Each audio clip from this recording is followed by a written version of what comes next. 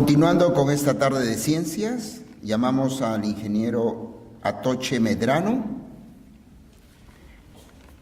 Él va a disertar su trabajo de investigación denominado Caracterización morfológica, magnética, espectroscópica y termogravimetría de nanopartículas de óxido ferroso con doble recubrimiento. El ingeniero físico Jackson Henry Atoche Medrano pertenece a la Universidad de Brasilia, UNB, y tiene el cargo de doctorado de nanociencia. Tiene el grado de título de magíster. Recibimos con un aplauso al ingeniero Jackson Henry Atoche Medrano.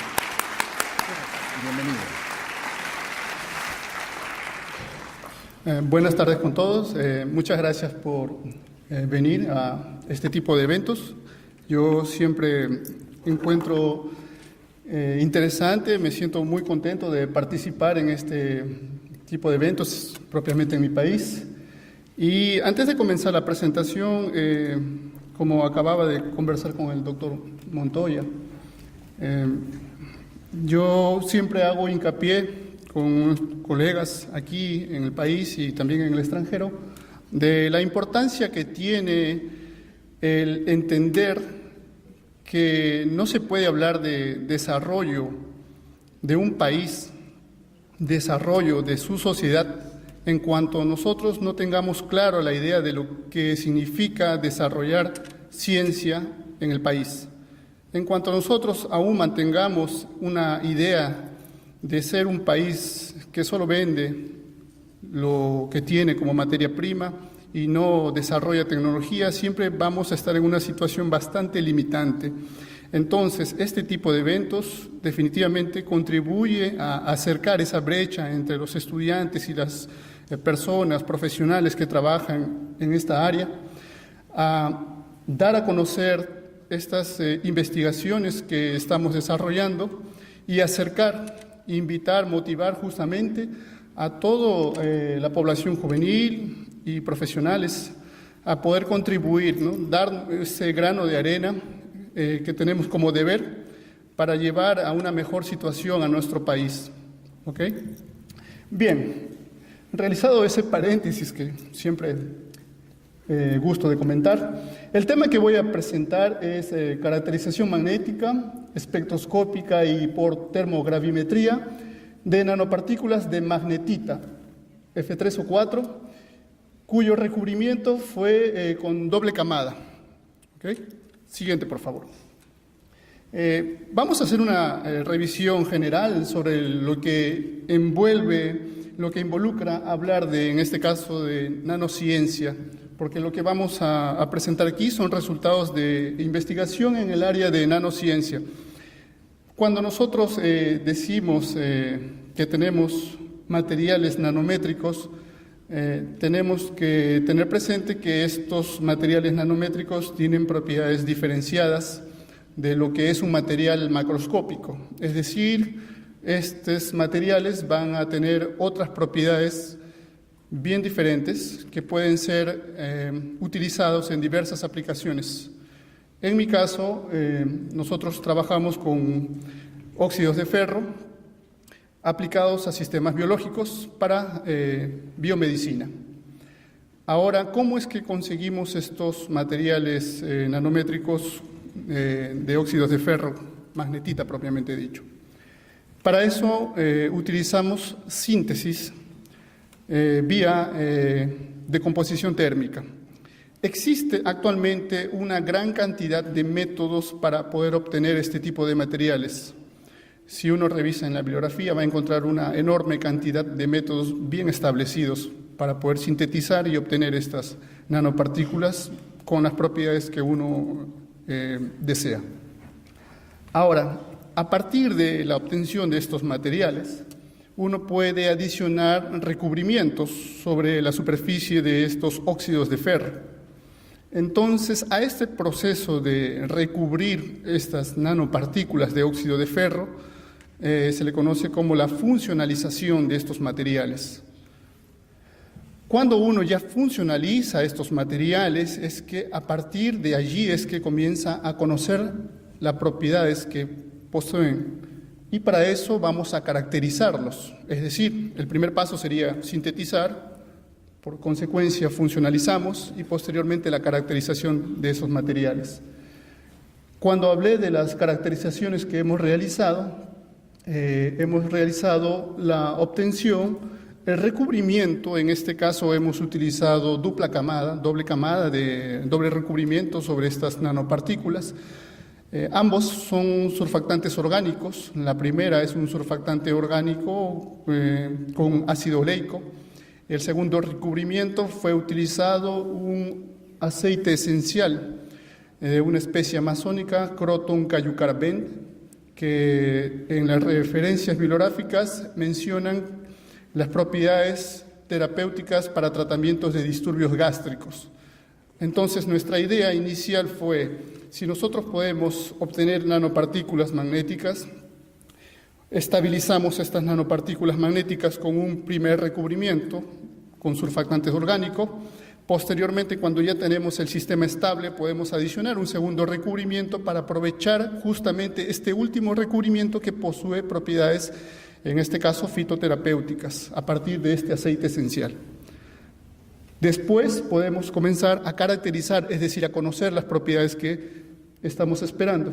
Propiedades magnéticas, a partir de un magnetómetro, SQUID, podemos conocer cómo es que estas nanopartículas responden frente a un campo magnético. También podemos medir el tamaño de estas nanopartículas y la forma, es decir, la caracterización morfológica de estas nanopartículas. Y si yo quiero confirmar la presencia de estos recubrimientos que fueron adicionados sobre la superficie de estas nanopartículas, vamos a utilizar en este caso la espectroscopía infrarroja.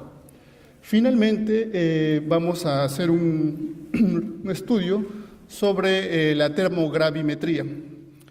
¿Okay? Y allí podemos discutir nuestros resultados. Siguiente, por favor.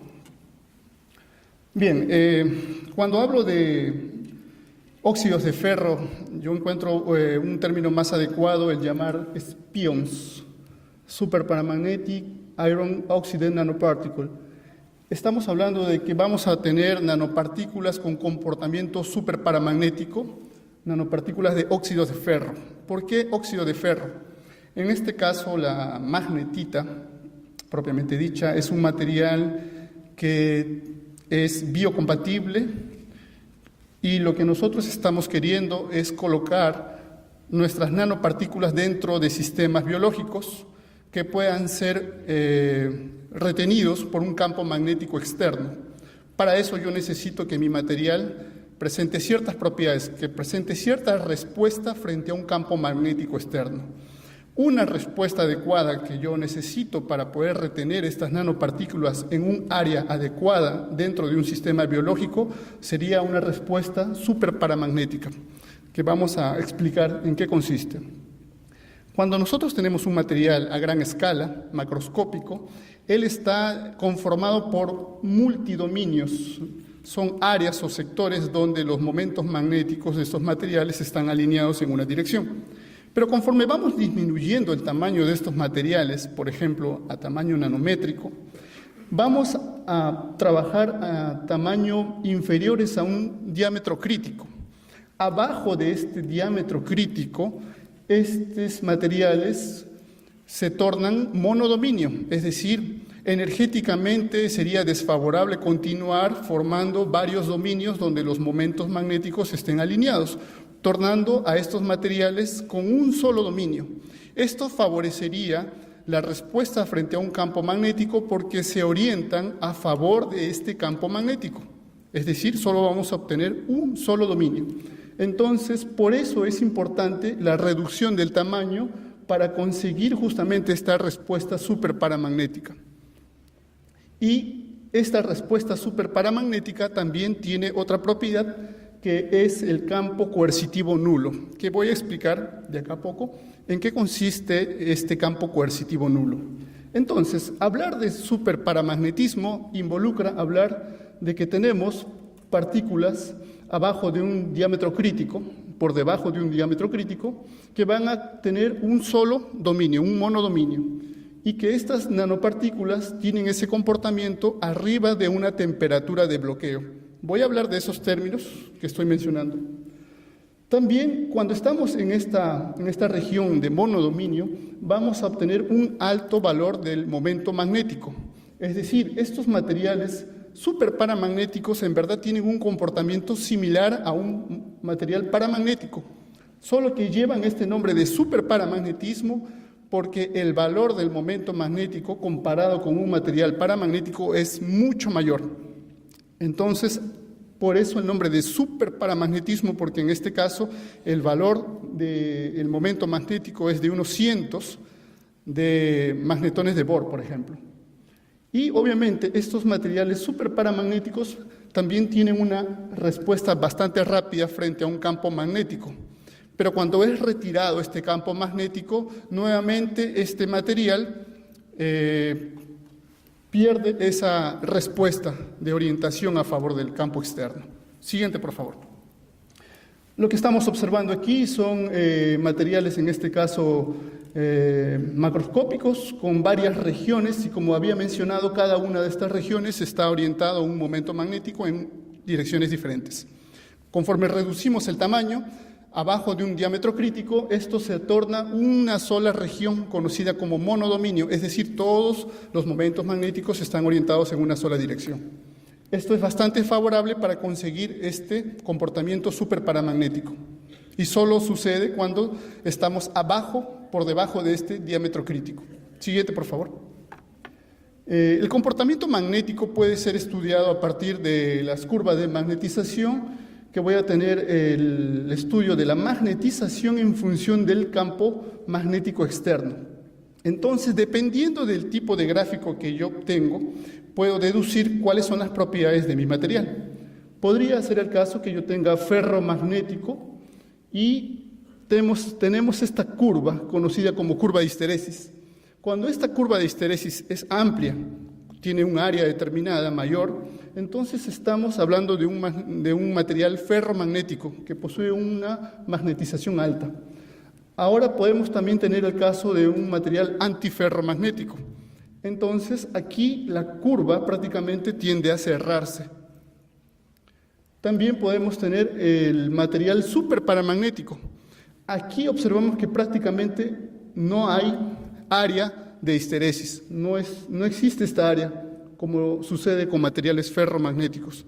Entonces, si nosotros obtenemos una curva de magnetización versus campo magnético externo, este tipo de comportamiento, estamos en presencia de un material superparamagnético. También quienes se dedican al estudio de estos materiales pueden observar otro tipo de comportamiento conocido con el nombre de exchange bias. Es decir, vamos a obtener un desplazamiento de esta curva de histeresis para un lado, como están observando.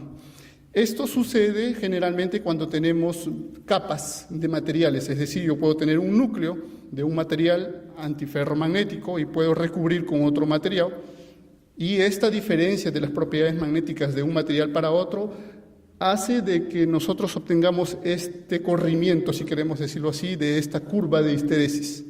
Siguiente, por favor.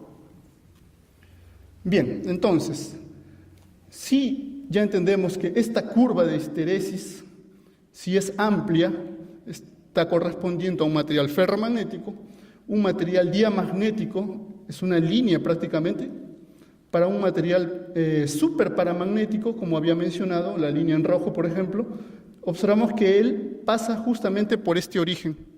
Es decir, ¿cuál es la información que obtenemos a partir de esta curva de magnetización? Estamos evaluando el valor de la magnetización del material en función de un campo magnético externo. Conforme comenzamos a incrementar el valor del campo magnético, la magnetización de ese material incrementa, pero va a llegar un momento en que por más que usted incremente el valor del campo magnético externo, la saturación simplemente ya no aumenta más. Entonces se ha alcanzado un momento de magnetización de saturación. Ahora, para disminuir, si comenzamos a disminuir el valor de ese campo magnético externo, no siempre este material va a regresar por donde subió. Cuando no siempre regresa por ese lugar donde subió, él comienza a descender por este punto.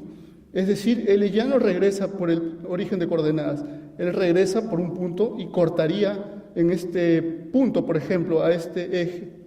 Este punto representaría para nosotros la magnetización, en este caso, residual, que uno obtiene. ¿Y qué es lo que necesita para que la magnetización regrese al punto cero? Necesita variar el valor del campo magnético en sentido contrario, hasta que disminuya totalmente ese valor de la magnetización residual. Entonces, este comportamiento superparamagnético, que ya sabemos que debe pasar por el origen de coordenadas, obedece a una ecuación conocida como la función de Langevin, que está representado en esta función. Cuando nosotros hablamos de materiales superparamagnéticos, también tiene que ver un tiempo de relajación. Si este tiempo de relajación es menor que el tiempo de medida experimental, quiere decir que estamos dentro de un régimen o un régimen superparamagnético. Pero si este tiempo de relajación es mayor que el tiempo de medida, entonces estaríamos en presencia de un régimen bloqueado. ¿Qué entiendo por régimen bloqueado o régimen superparamagnético? Si yo quiero que el momento resultante de este material cambie de dirección, entonces necesito vencer una energía de barrera, porque estos materiales tienen un momento magnético orientados en una dirección. Si yo quiero que este material cambie su dirección en sentido contrario, necesito vencer una energía de barrera. Entonces, esta energía de barrera puede ser vencida por energía térmica, que vamos a ver más adelante. Siguiente, por favor. Esto, por ejemplo, es la representación de la energía de anisotropía en función de un campo magnético. ¿Okay? La energía de anisotropía, en ausencia de un campo magnético, podría ser escrita así: constante de anisotropía efectiva veces el volumen de la partícula. Y si usted considera un campo magnético externo, la ecuación de la energía de anisotropía podría ser calculada de esta forma. Siguiente, por favor. Ok, si ya hemos hablado un poco de las propiedades magnéticas del superparamagnetismo, yo quiero mencionar cómo es que obtenemos estos materiales nanoparticulados, óxidos de ferro de magnetita. Vamos a utilizar en este caso la síntesis utilizando el método de decomposición térmica. Vamos a utilizar un precursor organometálico, vamos a usar un agente reductor, y agente reductor porque en este caso voy a tener ferro 3 que va a pasar para ferro 2. Vamos a utilizar un surfactante orgánico conocido como ácido oleico, oleilamina, que es otro surfactante, y un solvente feniléter. Estos reagentes son colocados dentro de un balón de vidrio y la temperatura es llevada hasta 300 grados en agitación constante y una atmósfera controlada de un gas noble, nitrógeno en este caso. ¿Para qué utilizamos este nitrógeno? Para evitar la oxidación de este material de magnetita. La magnetita por sí solo, si lo dejamos a la intemperie, él oxida rápidamente y se convierte en otro material, magnemita. ¿Cuál es la diferencia que existe? Cada uno de estos tiene propiedades magnéticas diferentes, como por ejemplo la magnetización de saturación. Es decir, la respuesta que voy a obtener frente a un campo magnético externo es diferente. La magnetita tiene una respuesta, una magnetización de saturación mayor que la magnemita. Entonces yo tengo que proteger que no se oxide. ¿Cómo hago eso? Coloco nitrógeno y así estoy trabajando en una atmósfera controlada durante el proceso de obtención de estos materiales. ¿Okay? Entonces este método que estoy mencionando aquí gráficamente se conoce como decomposición térmica. Siguiente, por favor. Cuando nosotros obtenemos estos materiales, yo había mencionado que necesito recubrirlos para estabilizarlos. ¿Cómo recubro ellos? Básicamente puedo utilizar dos caminos. Puedo hacer una repulsión electrostática entre las superficies, de esa forma evitaría que unos con otros nanopartículas se junten, porque recuerden que estamos hablando de materiales con propiedades magnéticas, ellos van a tener a juntarse unos con otros. Entonces, si yo consigo recubrir con la misma carga estas superficies, estaría evitando esa aglomeración por repulsión eléctrica.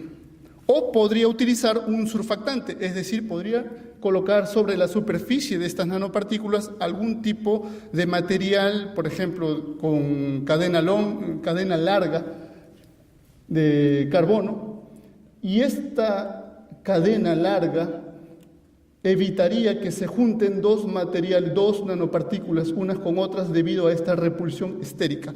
Es como si fuesen las ramas de un árbol, cuanto más largas fueran, así de esa forma evitaría que una con otras se terminarían juntando y se aglomeren, porque si se aglomeran entonces va a cambiar las propiedades magnéticas del material. Siguiente, por favor. Entonces, la distancia de esta longitud de estos surfactantes, de este recubrimiento, utilizando ácido oleico, por ejemplo, está en torno de 2.25 nanómetros y para oleilamina 2.18 nanómetros. Siguiente, por favor.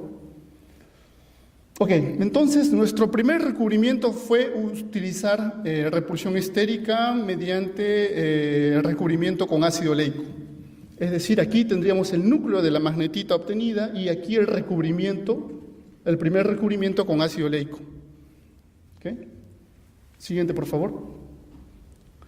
Aquí fue adicionado ya un segundo recubrimiento con este óleo esencial, con este aceite esencial de esta planta amazónica, Croton cayucaraben, que ya había mencionado que tiene propiedades para tratar disturbios gástricos, ¿no? Entonces nosotros queremos aprovechar ese recubrimiento adicional, esas propiedades, y fue colocada una segunda capa. Siguiente, por favor. Aquí estoy mostrando el resultado por difracción de rayos X. Cuando nosotros estudiamos la estructura cristalina, podemos ver que este patrón de difracción obedece al de la magnetita, es decir, nuestro material sintetizado es justamente magnetita, y por la comparación con el padrón, observamos que está bien distribuido, no tiene presencia de otras fases. Entonces, la estructura cristalina está bien definida, es decir, hemos obtenido una magnetita con buena calidad. Siguiente, por favor. El resultado, en este caso de microscopía electrónica de transmisión, esféricas próximas a 10-48 nanómetros, es un tamaño aceptable para aplicaciones biológicas, que generalmente son abajo de 30 nanómetros. Entonces, esto es el primer recubrimiento, nanopartículas esféricas con primer recubrimiento. Siguiente, por favor. Aquí es una microscopía en alta resolución. Pueden verse algunas líneas aquí que son los planos cristalinos de la magnetita. Siguiente, por favor.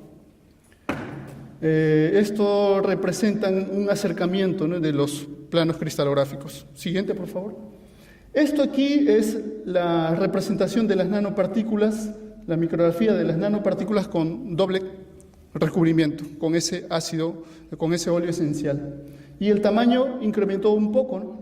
13,66 nanómetros.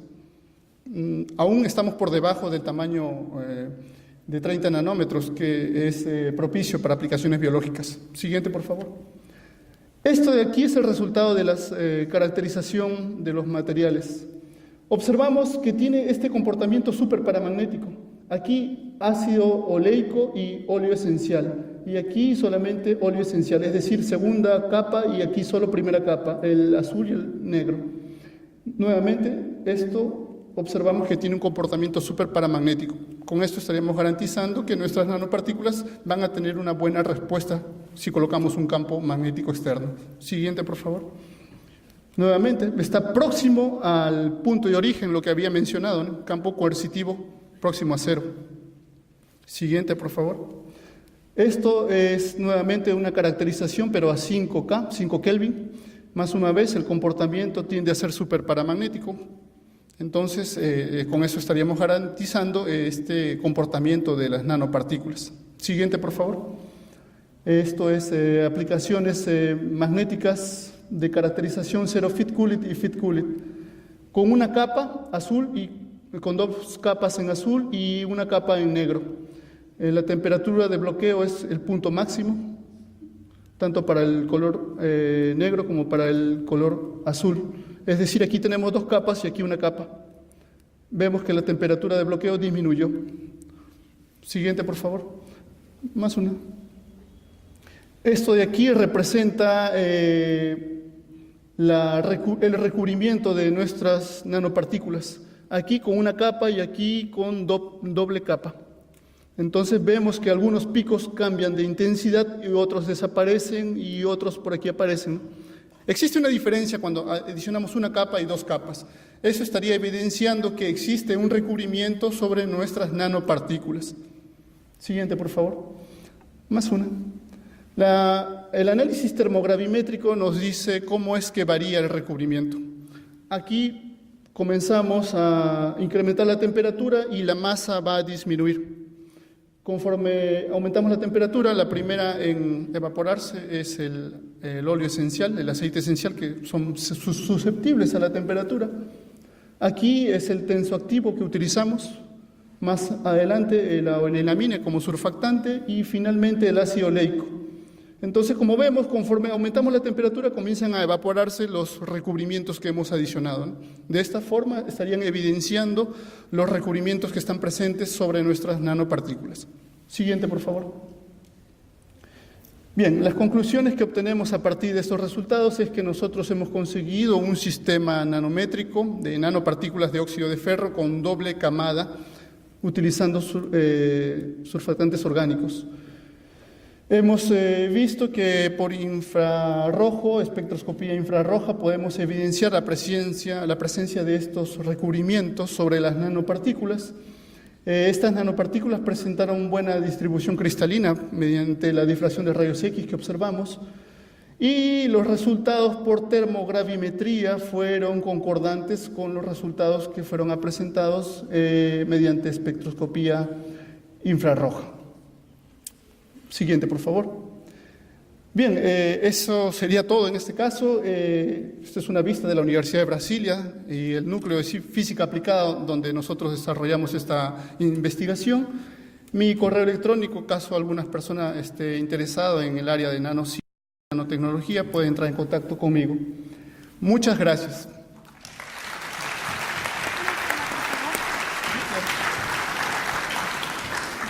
Okay.